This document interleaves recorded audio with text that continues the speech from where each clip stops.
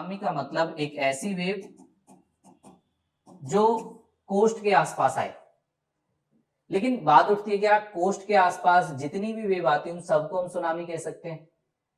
अगर ऐसा होता तो कोस्ट के पास तो डेली वेव आती है, लेकिन इसका मतलब है कि उस सुनामी वाली वेव से कहीं ना कहीं कुछ इंपैक्ट होना चाहिए, एक डिजास्टर की तरह वो साबित होनी चाहिए। तो जैसे इंडिया का कोस्ट है और इंडिया के कोस्ट के आसपास ये सारा समुद्र वाला एरिया है, यहाँ पर बहुत सारी वेव चलती रहती है, लेकिन इन वेव का इंपैक्ट अगर ह्यूमन लाइफ को कहीं ना कहीं प्रॉब्लम में डालता है या फिर जो उसके आसपास इंफ्रास्ट्रक्चर उसको प्रॉब्लम में डालता है, तो उसी को हम सुनामी कहते हैं। और इसका ओरिजिन कहां से होता है? इसका ओरिजिन का सबसे बड़ा सोर्स जो है वो है अर्थक्वेक।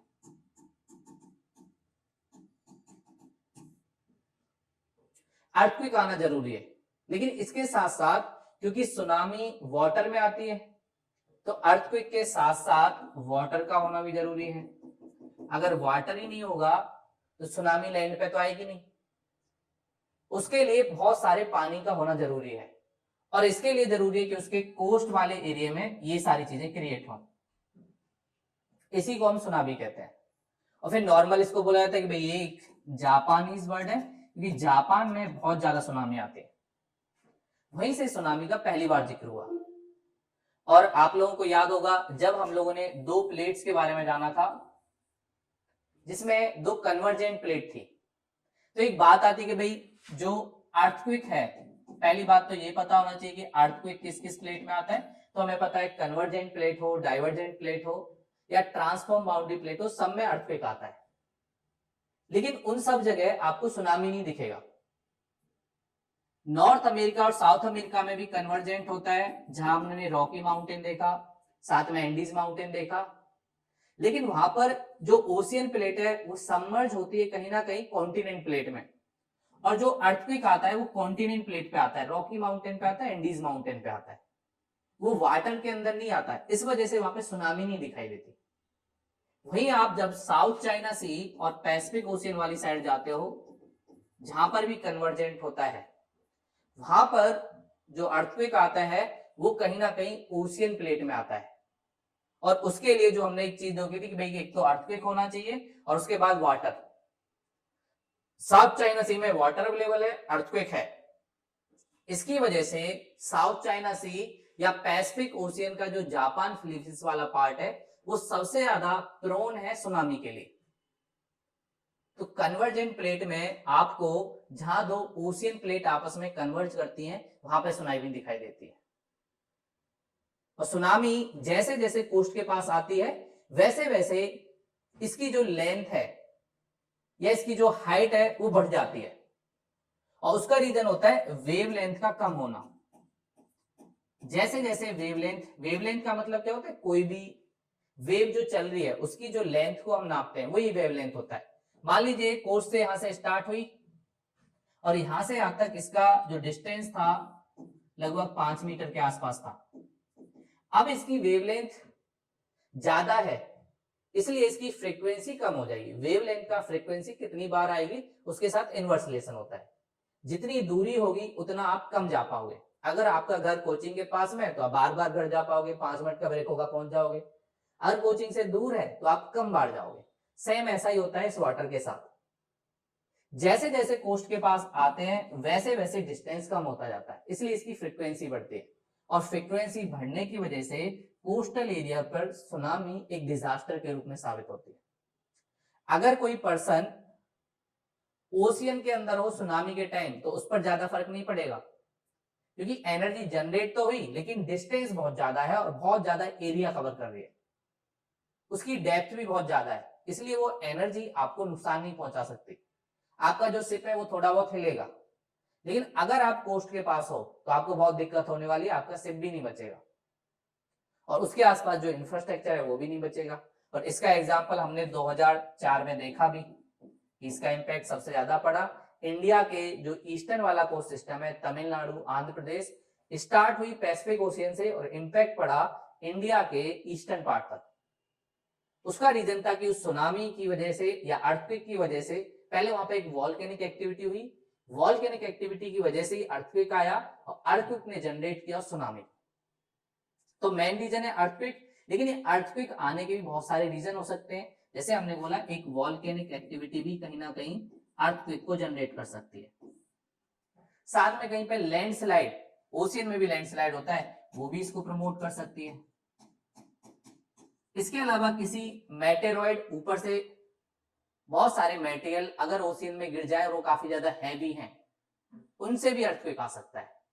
तीसरा मैन मेड एक्टिविटी, अगर हम कोई न्यूक्लियर बम टेस्ट करें तो न्यूक्लियर बम से भी कहीं ना कहीं जो ओशियन की फ्लोर है उसको भी डिस्टर्ब किया जा सकता है और वो प्लेट थोड़ी सी एक्टिव हो सकती है। तो वाटर में कई बार न्यूक्लियर टेस्ट भी कहीं ना कहीं सुनामी का ओरिजिन का रीजन बन सकते हैं। तो ये इसका बेसिक मतलब होता है। और फिर इसका इम्पैक्ट काफी ज्यादा बड़े लेवल पे होता है, आसान नहीं है। हम बहुत सारे सिस्मोमीटर लगाते हैं कि कैसे सुनामी की वेव को जान पाए, टाइड की जो स्पीड है उसको जान पाए, लेकिन इसका इम्पैक्ट थोड़े टाइम पहले ही हमें पता चलता है तो हम ज्यादातर बस लोगों को बचा सकते हैं। लेकिन अगर पहले नहीं पता चला, अचानक एक तरीके से हुआ, तो कहीं ना कहीं एक डिजास्टर बहुत बड़ा हो जाता है। और यही इसमें जो पहला वाला स्लाइड देखोगे तो उसी में यही दे रखा है कि सुनामी के होने के लिए लैंडस्लाइड या वेदर, लेकिन सबसे इंपॉर्टेंट चीज अर्थक्वेक आना चाहिए। अर्थक्वेक की वजह से ओशियन का जो वाटर है उसमें थोड़ा सा अनस्टेबिलिटी आए और फिर उन लहरों का जनरेट होना चाहिए, यही सुनामी वाला होता है। और ये वर्ड कौन सा है? जापानीज। ये आपकी एनसीईआरटी वाली बुक में भी दे रखा है कि ये वर्ड जापान से लिया गया है। अगला जो इसका 2004 में एग्जाम्पल भी दिखता है, ये सुनामी जिसकी हम बात कर रहे हैं, इधर वाला आप लोगों को याद होगा कन्वर्जेंट प्लेट, आप लोगों के पास भी फोटो है, देख लेना है ना अगर यहां से क्लियर नहीं दिख रहा है तो। दो कन्वर्जेंट प्लेट आपस में टकराई, उन कन्वर्जेंट प्लेट की वजह से साउथ चाइना सी और पैसिफिक प्लेट में यहां पर एक वॉल्केनिक एक्टिविटी हुई। उस वॉल्केनिक एक्टिविटी ने कहीं ना कहीं अर्थक्वेक को जनरेट किया और फिर धीरे धीरे यहां से वेव इंडोनेशिया इधर से होते हुए इंडिया के इस कोस्ट तक पहुंची। और इवन इसका इम्पैक्ट तो अफ्रीका, सोमालिया, केन्या, तंजानिया, पूरे इंडियन ओशियन में पड़ा। उस टाइम इंडिया में भी बहुत सारे लोग मारे गए, लेकिन फिर भी हम पर इम्पैक्ट कम था एज कंपेयर टू जो पैसिफिक ओशियन के पार्ट में थे।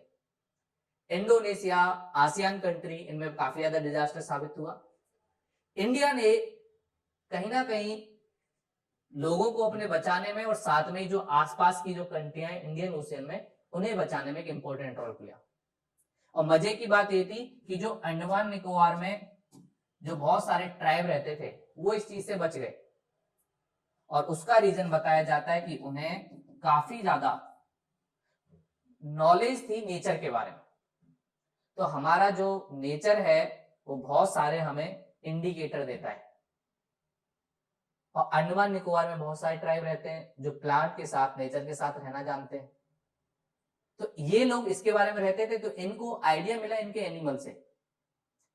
अलग अलग मूवमेंट होता है, बहुत सारी फिशेस ऊपर से पानी से बाहर की तरफ निकलने की कोशिश करते हैं, या बहुत सारे फ्रॉग्स इंडिकेशन देते हैं, या कि जो आपके पैट्स होते हैं वो भी इंडिकेशन देते हैं, क्योंकि एनिमल की जो सेंसेस हैं वो काफी अच्छे से काम करते हैं। इस वजह से इनको पता चला और कहीं ना कहीं अंडमान निकोबार के ट्राइब को कुछ नहीं हुआ। इवन हम लोगों ने बहुत सारे हेलीकॉप्टर भेजे उन्हें देखने के लिए, कहीं ऐसा तो नहीं पूरा ट्राइबल एरिया ही खत्म हो गया हो, लेकिन उनमें से एक भी नहीं मरा। उल्टा वो तीर धनुष लेके हमारे साथ तैयार थे कि ये हम पे अटैक करने वाला है। और वहीं आंध्र प्रदेश और तमिलनाडु में इसका एक डिजास्टर साबित हुआ, बहुत सारे लोग मारे गए, क्योंकि इंडिया इसके लिए रेडी नहीं था। क्योंकि हमें लगता था हमारे यहाँ सुनामी नहीं आएगी, इंडियन ओशियन में इतना ज्यादा अर्थक्वेक नहीं आता। तो सुनामी का, हाँ बोलिए रणदीप। कन्वर्जेंट प्लेट का जो कोलिजन है वो हुआ लाइक ये फिलीपींस वाली साइड, हाँ बट एपिसेंटर अर्थक्वेक का इधर बना नियर श्रीलंका इन केस। देखो, अर्थक्वेक एपिसेंटर कहने का मतलब है, मान लो यहां पर कन्वर्जेंट प्लेट हुई, लेकिन ये सारी प्लेट ये और ओरिजिन को दिखा रहा है कि भाई यहाँ पर जो इंडिया में इस ओशियन आया, यहाँ पर अर्थक्वेक आया, इस अर्थक्वेक ने ओशियन में कहीं ना कहीं जो स्टेबिलिटी थी उसको डिस्टर्ब किया। उसकी वजह से एक और अर्थक्वेक क्रिएट हुआ इस वाली साइड, इंडियन ओशियन वाली साइड। क्योंकि ये प्लेटें भी एक्टिव हैं, लेकिन जब इसको दूसरी एनर्जी मिली तो ये प्लेट ज्यादा एक्टिव हो गई। और माना जाता है ये वाली प्लेट हिमालय का जो एक पार्ट है वो इधर ही रहता है, तो इसकी वजह से इनडायरेक्ट इंपैक्ट इस पे पड़ा और फिर यहाँ पे भी अर्थक्वेक आया। और जो पहले से वेव चल रही थी उस आकृति ने उसको और ज्यादा एनर्जी प्रोवाइड की, तो ये इनडायरेक्ट इंपैक्ट है। लेकिन रियल में ओरिजिन कहां से हुआ? पैसिफिक प्लेट से। ठीक है जी, मेन ओरिजिन हुआ पैसिफिक प्लेट से और उसका इंपैक्ट पड़ा इसमें। तो इंडिया वाले जोन में कहां से एनर्जी डेवलप हुई उसको वो एपी सेंटर दिखा रहा है। और एपी सेंटर वाला वो वाला पार्ट जहां सबसे पहले जो वेव है निकलती है, इसी को हम एपी सेंटर कहते हैं।